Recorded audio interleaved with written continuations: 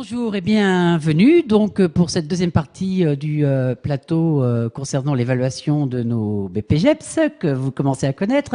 Le BPGEPS, je vous rappelle, est une formation qui permet d'acquérir la fonction d'animateur et d'exercer cette fonction d'animation et de direction dans nos centres de loisirs sans hébergement et dans les centres de loisirs avec hébergement. Alors, on va maintenant découvrir le reportage de Laurent. Alors, Laurent, donc vous allez vous présenter. Vous avez fait un reportage participatif, on va le dire comme ça. Expliquez-nous un petit peu comment vous avez travaillé. Alors, bonjour Antoine déjà. Alors moi, je m'appelle Laurent et je travaille avec un public 13-21 ans.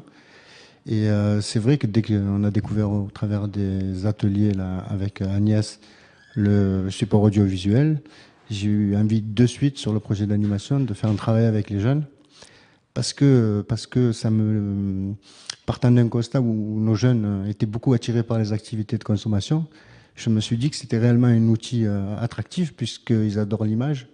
Bon, on va les regarder, d'accord ? Allez, c'est parti. Et on continuera après. Voilà, c'est parti, reportage. Qu'est-ce que vous pensez de l'atelier d'écriture? En fait, première partie, on a fait la rencontre avec Samir et Ramzi du groupe Beretta qui nous ont donné des instrus pour écrire dessus. Donc quand on écrivait, ils étaient à côté de nous, ils nous aidaient par rapport à l'instru et dans les temps et tout ça. Et après, petit à petit, on a monté comme ça, on a commencé, on a fait des répétitions et là, ça donne un bon projet, quoi. On est arrivé, Beretta nous a pris sous notre aile, comme on peut le dire. Et voilà quoi, on a écrit, ils nous ont aidés sur le flow, sur les rimes, tout ce qui comporte le rap. En fait, au début, il n'y avait pas de thème. On n'avait pas choisi quelque chose de précis, mais c'est en écoutant l'instrument c'est en regardant les garçons et en écoutant l'instrument que les phrases sont venues l'une après l'autre. De toute façon, ça se chambrait entre garçons et filles, tu vois, mais c'était tout dans la rigolade, donc non, ça s'est passé super bien. Alors on voit, Laurent, que vous aviez choisi le parti pris de faire interviewer les jeunes entre eux. Pourquoi ce choix ? Alors, comme je disais tout à l'heure, ce que je trouvais intéressant dans cet outil, c'est que ça m'a donné un support d'accroche au niveau des jeunes. Et le constat était clair, nous, au niveau de la Maison des Jeunes, on a eu beaucoup de jeunes qui étaient attirés par l'activité de consommation rapide.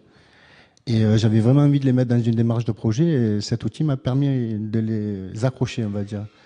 Et donc, une fois qu'ils ont été accrochés, on a formé notre petit groupe sur 3 ateliers qui nous a permis de découvrir la technique, mais le b.a.-ba, on va dire, de la technique. Et on est parti à la rencontre donc de l'atelier écriture.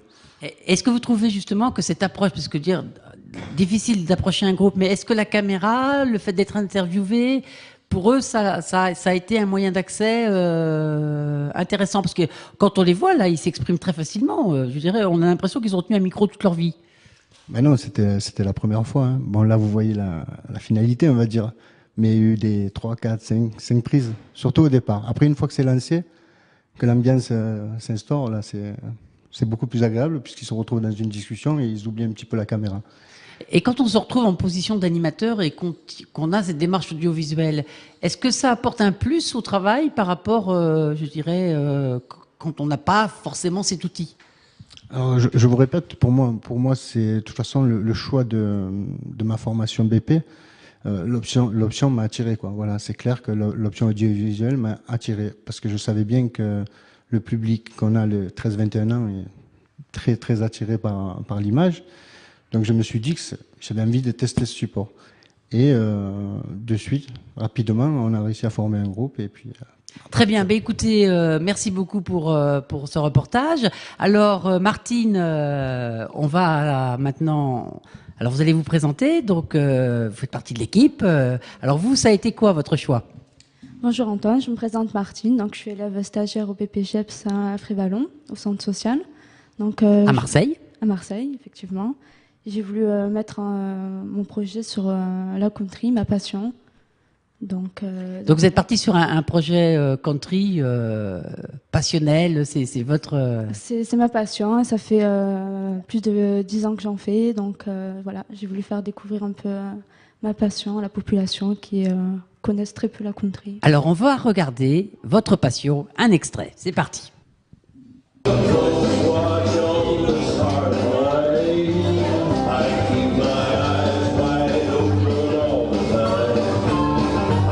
Bonjour Michel. Bonjour Martine. Vous faites partie de l'association depuis combien de temps? Ça fait quand même quelques temps, ça doit faire la 4e année. Comment vous avez connu cette association?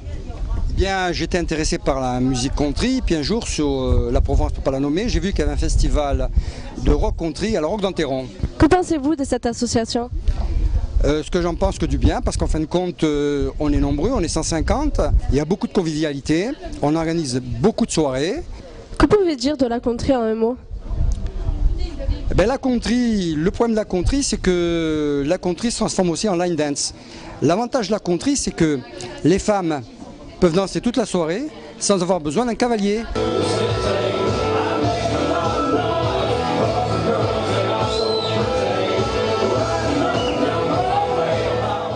Alors le scoop, c'est que les femmes ne peuvent se passer de cavalier. Je ne sais pas si c'était un vrai scoop. Oui, effectivement. Alors donc ça a été votre passion, vous l'avez choisi. Là, vous étiez en découverte. Est-ce que vous trouvez que cette démarche un petit peu journaliste de découverte d'une mode, c'est vrai qu'il y a beaucoup de phénomènes country en France, comment vous l'avez ressenti votre reportage? C'est-à-dire qu'au début, ça a été très très très dur pour essayer d'interviewer les personnes parce qu'ils ne voulaient pas trop être interviewés. J'ai ressenti un positif après face à ce reportage que j'ai fait, très positif, et que voilà, les gens ils étaient super contents de... Et vous, par rapport à cette dimension justement technique, vous êtes cette démarche journalistique, ça vous a pas posé de problème? Oh si, effectivement, ça m'a beaucoup posé de problèmes. J'ai eu beaucoup de difficultés. Tenez, tiens bien ton micro en face parce que pour qu'on t'entende bien. Voilà. J'ai eu beaucoup de difficultés à interviewer les gens. C'était pas très évident. Se retrouver devant une caméra, s'apprécier devant une caméra, c'était pas très très évident. J'ai eu beaucoup de mal aussi pour le montage. Mais est-ce que d'avoir fait cette démarche aujourd'hui, quand on voit l'importance de la découverte du monde par rapport aux enfants, est-ce que vous, en tant que futur professionnel de l'animation, c'est pas un moyen intéressant pour les enfants de découvrir finalement leur environnement? Qu'est-ce que vous en pensez de ça? La démarche journalistique enseignée aux enfants dans le cadre de l'animation? Dans mon cadre d'animation, je fais beaucoup de spectacles danse country avec les enfants, notamment avec mon groupe d'enfants que j'ai les 4 ans. Donc, et ça les attire, ça les passionne et ils en redemandent à chaque fois, quoi. Alors, si c'était pas de la country, parce que la country c'est votre passion, mais est-ce que par rapport à un groupe d'enfants, comment vous procéderiez? Est-ce que ce serait de demander est-ce que vous passeriez par l'idée de dire on va demander aux enfants ce qu'ils ont envie de faire? Ça m'arrive de leur demander comment ils veulent mettre en place leur spectacle, ça m'arrive, oui. Et alors, il en sort quoi? Il en sort de très bonnes conclusions, qu'ils sont très partis. Sur le plan technique, est-ce que par rapport à ce que vous avez pu apprendre en fabriquant ces plateaux, en fabriquant ces reportages, est-ce qu'aujourd'hui vous vous sentez prête à aller plus loin? Dans le reportage? Dans le reportage, le plateau, la démarche audiovisuelle. Si j'avais eu de temps, j'aurais pu un peu plus approfondir. Non, mais dans l'avenir, est-ce que vous souhaitez vraiment l'utiliser comme un outil? Oui, j'envisage, oui. Dans mon projet, oui. Vous avez des idées déjà? Oui, j'ai pas mal de petites idées. Alors, un petit scoop? Avec ma patronne du centre social, oui, on envisage de faire un projet. Et vous voulez pas dire quoi? Un petit projet, donc. Et qui aurait pour thème, j'arriverai pas à vous le faire dire. La country, line dance, faire découvrir la line dance aux enfants. Alors, c'est quel centre de loisirs? Centre social de la Caplette. La Caplette. Alors, la Caplette, spécialisée dans les danses country, il faut le savoir. Très bien, donc merci beaucoup Martine. On va rejoindre Ludivine. Bonjour Ludivine. Bonjour Antoine. Alors vous allez vous présenter Ludivine? Alors bonjour, donc je suis Ludivine. Je suis en formation professionnelle BPGEPS avec CPCV. C'est bizarre, vous êtes tous en même formation, c'est un truc. C'est une drôle de coïncidence. Ouais. Donc avec CPCV Méditerranée. Il y a un truc là. J'ai choisi de faire un reportage sur le thème vivre à la ville ou à la campagne. Et l'extrait que vous allez voir, c'est une dame qui habite à la campagne. Eh bien, on regarde l'extrait. Vous habitez donc ici depuis 5 ans. Auparavant, vous étiez à Marseille. Est-ce que vous pouvez nous expliquer pourquoi vous avez choisi de venir vivre à la campagne ? Oui, bien sûr. Mais écoutez, voilà, pour tout cela, le cadre est très agréable. Non seulement le cadre, mais aussi la tranquillité. Nous avons vécu, donc, moi et ma famille, hein, assez longtemps à Marseille. Et puis, nous avons eu envie de changer un petit peu de mode de vie. De vivre avec des animaux notamment, d'être un petit peu plus au calme. Nous avons une vie assez stressante, hein, ne serait-ce que par le travail. Donc le fait d'avoir des animaux nous apporte beaucoup, hein, puisque nous avons maintenant un cheval, un chien et un chat. Donc vous imaginez bien qu'à Marseille, c'est assez difficile. Nous aimons aussi faire du sport, du vélo notamment, et pouvoir prendre les chemins au sortir de chez soi, c'est quelque chose de très agréable. Alors, vous avez choisi le thème de ville-campagne. Déjà, vous vivez où? Moi, je vis à la ville. Et alors, ce rapport à la campagne, cette comparaison dans ce reportage, qu'on voit pas tout le reportage, et la partie ville aussi. Hein, Oui, bien sûr, bien sûr. Alors, ça a été difficile à mettre en place techniquement? Comment ça s'est passé? Racontez-nous. Techniquement, ce qui a été surtout difficile, c'est que je me suis retrouvée seule à être à la fois donc réalisatrice, journaliste, à filmer.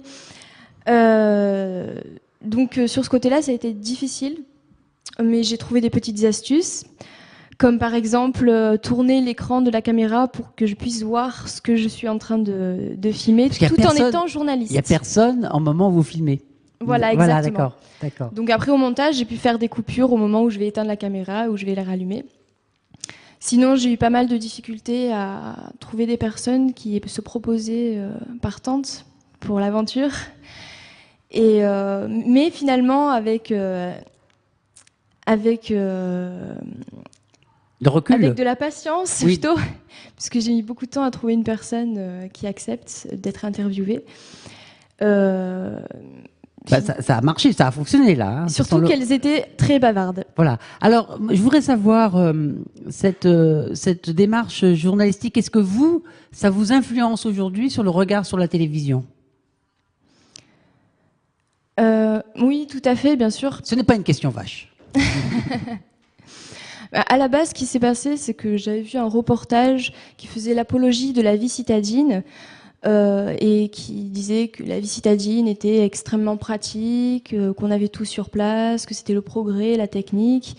Et pourtant, j'avais lu aussi sur Internet qu'il y a beaucoup de gens qui habitent en ville qui décident d'aller vivre à la campagne. Et donc, je me suis posé la question, pourquoi ce changement brutal? Et donc, de là a découlé l'idée de ce reportage. Alors, c'est toujours un petit peu la même question, mais ce qui est intéressant aussi, c'est de dire aujourd'hui, cette vulgarisation de la télé, par le biais d'animateurs qui travaillent auprès des enfants tous les jours, est-ce que vous pensez que c'est un plus pour le téléspectateur et comment vous voyez cette multiplication de la capacité à faire de la télévision? Disons que avoir fait cette formation audiovisuelle, ça m'a permis de comprendre qu'on pouvait donner beaucoup de sens à l'image et que l'image pouvait être très manipulatrice. Et notamment avec la publicité pour les enfants, pour inciter les parents à acheter, par exemple. Et là, par contre, à l'inverse, elle peut être aussi très évocatrice. Bien sûr. Tout dépend ce qu'on veut en faire et dans quel but. Et est-ce que vous sentez la capacité à faire participer des gens autour d'une démarche? Parce que là, vous avez dit que je l'ai vécu seul, mais vous, maintenant, vous senteriez prête à agir auprès d'un groupe pour dire venez avec nous faire de la télévision? Oui, pourquoi pas. Je pense que j'ai besoin encore d'un peu d'entraînement. Mais après, dans l'avenir, pourquoi pas, c'est un outil très intéressant. Alors, vos impressions générales sur la totalité de la formation, en 3 mots, si j'avais 3 objectifs? Très constructive et très riche sur le plan relationnel. Voilà, très bien. Ben, écoutez, merci de vos témoignages à tous les 3. Bon courage dans la suite de votre progression. Et puis, nous allons donc passer à la phase suivante. À tout à l'heure sur O2 Télévision pour la fin de l'audition de jeunes qui passent le BPGEPS.